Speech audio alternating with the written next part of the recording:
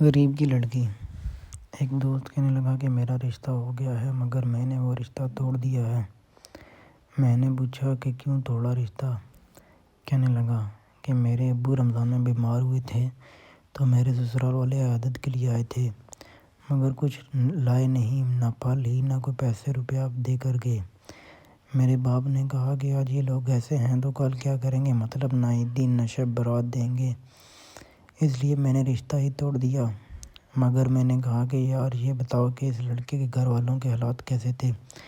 کہنے لگا کہ بہت غریب لوگ ہیں، کام کاج کرتے ہیں تو 2 ٹائم کی روٹی بمشکل کھاتے ہیں۔ میں نے کہا کہ میرے بھائی جب آپ ان کی غربت کے بارے میں جانتے ہیں تو کیا آپ یہ جانتے ہیں جس سے رشتہ توڑا ہے ان ماں باپ پر کیا گزری ہوگی، اس بیچاری لڑکی پر کیا گزری ہوگی کہ مجھے غربت کی وجہ سے چھوڑ دیا گیا ہے۔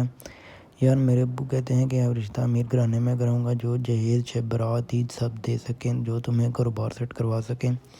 میں مسکرایا اور دل ہی دل میں سوچنے لگا کہ تمہارے ابو کہتے ہیں یا تمہارا دل کہتا ہے؟ جاؤ یار، جو اپنے زور بازو پر یقین نہ کر سکے وہ دوست تو کیا انسان کہلانے کے لائق بھی نہیں۔ آج اگر بیٹی والوں کا رشتہ ٹوٹ جائے تو لوگ طرح طرح کی باتیں کرتے ہیں کہ شاید ان کی بیٹی میں کوئی خامی ہے۔ اگر بیٹے والوں کا رشتہ ٹوٹ جائے تو وہ فخر سے کہتے ہیں کہ یار مجھے پسند نہیں تھی میں چھوڑ دیا۔ خدا را بیٹی والوں پہ ایسا ظلم نہ کریں۔